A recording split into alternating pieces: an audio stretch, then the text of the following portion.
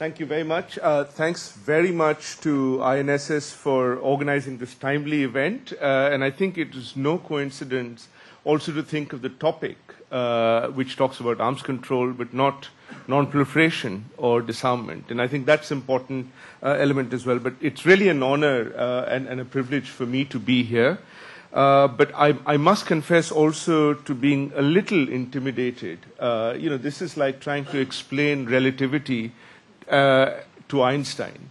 What anyone in this room does not know about Iran or its capabilities are really not worth knowing. But nonetheless, I will try to partly present an alternative perspective for the reason of getting a considered discussion going. But also perhaps, looking at some of the issues that we may not have touched upon until now. I'm going to talk only very briefly because I'd really like the discussion to take off. And my presentation is going to have three distinct parts. First, I'm going to talk about very briefly on Iran's nuclear and missile capability and really building on Ephraim's excellent presentation. Second, on what I consider to be the four schools of Iran's approach to the bomb. And finally, what might be the options for us as members of the international community. So, three aspects of the Iranian nuclear and missile capability, which is also evident in the IAEA report. First, there's a very clear increasing indigenous capability that we're starting to see in the Iranian nuclear weapon program. And this means that even though, sanctions have played a role, some have argued that some of the P5 countries could have done more and be more effective in some of the sanctions and imposing sanctions. Even with very effective sanctions, I think there is a growing domestic capability in Iran, which is, sort of a complete fuel cycle, which is unlikely to be stopped only by technical sanctions from the outside. Second, and I'm really glad, again, Ephraim talked about this a little bit in his presentation, there may be also a growing capability in Iran of going nuclear without conducting a test. We don't know whether that's necessarily the case, but that may, that is one possibility that we also need to think about and consider. The third is in the realm of missiles. And here again, I think that because if you agree with the growing domestic capability, the growing technical capability within Iran, I think it's also very interesting to see how they're starting to develop in this front. My sense is that they're trying to build up a much broader, wider capability which goes just beyond narrow building of missiles.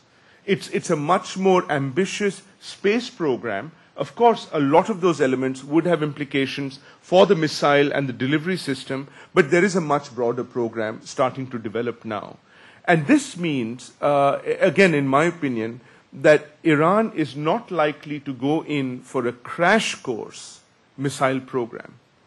So in a way, it's going to probably bide its time to determine when it wants to go there, because it wants to build a much broader capability in that kind of direction and dimension.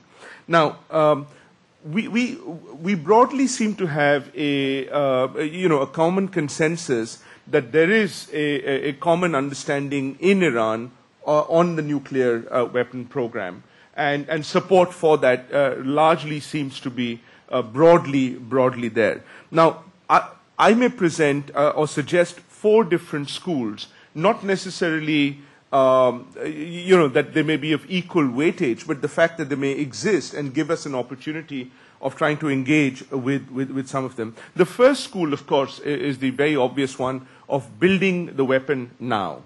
Crossing the Rubicon now, having the capability now. It might be interesting to speculate who might be those pushing this particular sort of school, as it were. One would obviously be the military.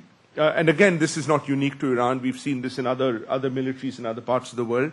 Second, also some nuclear weapon scientists in particular who may be pushing this drive as well.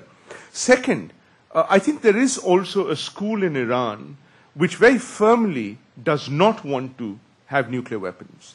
And again, this is not unique to Iran. We've seen this in other countries as well. And here it might be interesting to see and speculate who might that group be. In some ways, at least from their utterances, some of the religious leaders have talked about this option not being exercised or not going down that route as well. So that's the second option that we might want to consider. And here, interestingly, I've heard curiously that Supreme Leader Khamenei may actually fall in that category. On one hand, sort of not actually supporting the program, but then trying to find a loophole which actually supports that objective sort of going forward. But there is a degree of dilemma there. The third option is what is euphemistically sort of referred to as the Japan option. But with one caveat, which is you come to the threshold, you have all of the capability, you don't cross it, but you then make a deal. You make a deal to try and get something in return. And again, based on what previous speakers have said, some of that may become quite clear as to what you might or what the Iranian expectation might be. There is a fourth school. The fourth school is what I call the DPRK option. And that is to do a deal now, to stop now, but see what you can get in return now. And ironically, at least if you based on the public statements and what you've heard and seen, it may actually be Ahmadinejad who is the strongest advocate of this school. And the reason I say this, not based on any insights that I have into the gentleman's mind, but simply the fact that he seemed to be one of the key drivers behind the Turkey-Brazil, or the so-called Tehran Agreement. In fact, the problem seemed to be very much that he is not able to deliver. So I think very much I would agree with the previous speaker of saying that even he was able to continue his term until 2013, he is not likely to deliver, or will not have the ability to deliver, certainly at the international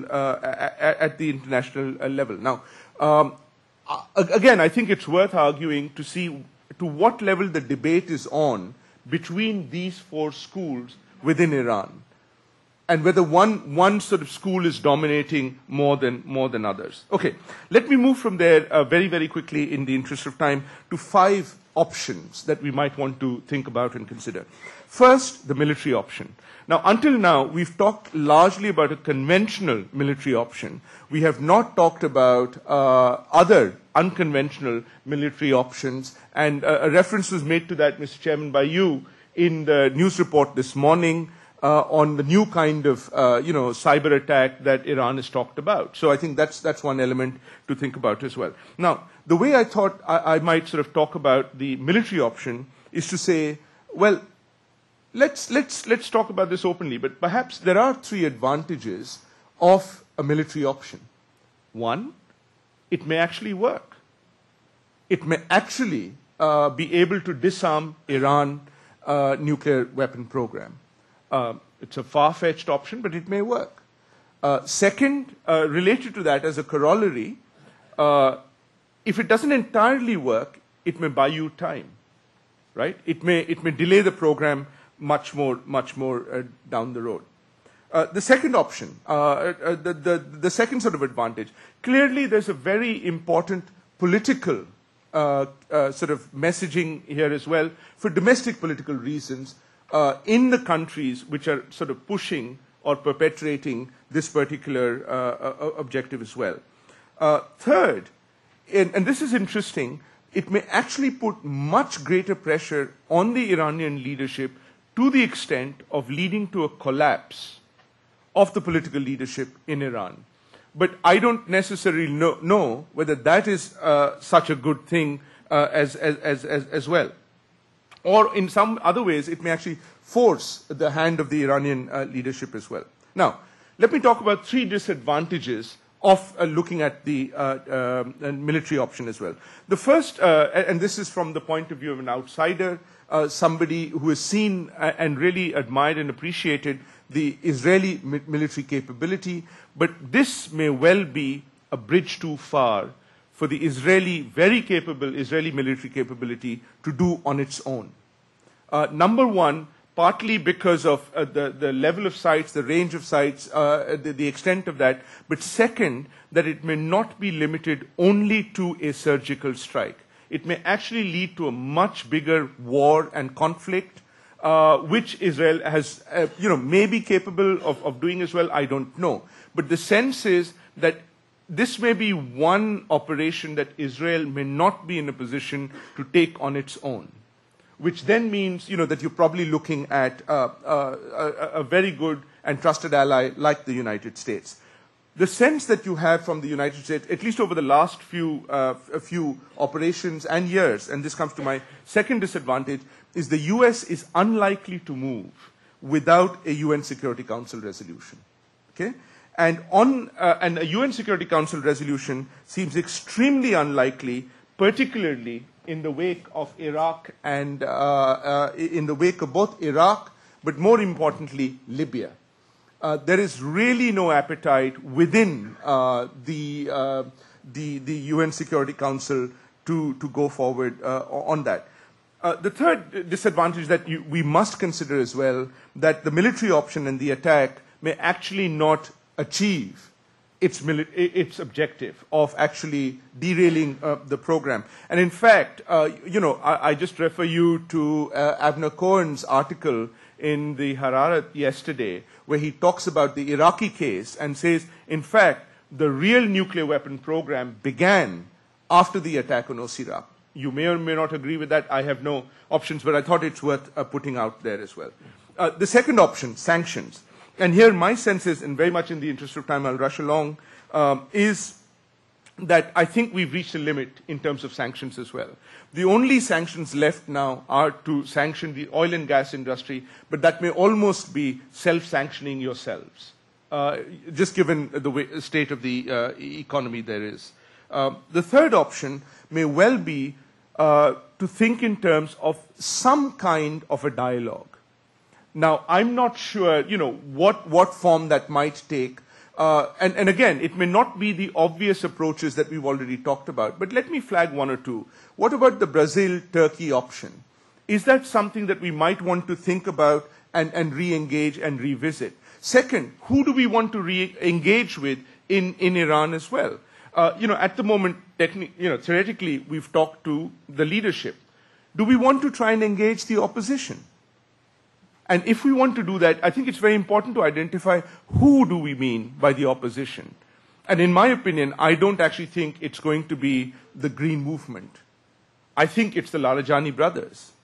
And what are the pros and cons in trying to engage with them and trying to think even of engaging with the opposition which may come into power in a post-regime change scenario? Who they might be. And of course, I understand the challenges of trying to identify who they might be. The fourth option, the Middle East nuclear weapon or weapons of mass destruction free zone, I know there's great reservation about that in all of the parties involved, not just Israel. But does that in any way provide an opportunity to try and raise some of these issues, to try and kind of engage with Iran and perhaps push some of Israel's neighbors on some of the other issues on which Israel is on a very strong ground. So for example, on chemical and biological weapons, for example. Is this an opportunity that we might want to engage and develop a little bit further? Now, if the weapons of mass destruction free zone, and I'll end with this, is an unacceptable option, and certainly, when I look at the experience of South Asia, that was certainly the case vis-a-vis India, looking at Pakistan, then I think we need to seriously think about the last option, and that's deterrence, and the classic concept and notion of deterrence. Now, clearly, no two deterrence relationships are the same, but I think it may be useful to think about how the deterrence option, and there are people in this audience who've thought about this much, much more than I have in this context, but that is, I think, a dialogue and a discussion worth looking at. What would the nature of this deterrence look like? what kind of a change it might require in Israel's policy, and is that going to be acceptable domestically, more important than internationally? Is it going to be overt or covert? And a whole range of questions that I think we need to look at as well. Let me end then by saying that I think in some ways the status quo has served all the countries in this region very well for the last 40 years or so. But unfortunately, that status quo, whether we like it or not, is changing. And we have no option but to try and adapt to that, whether we do it by changing or by trying to preserve the status quo. I leave it for the discussion. Thank you very much.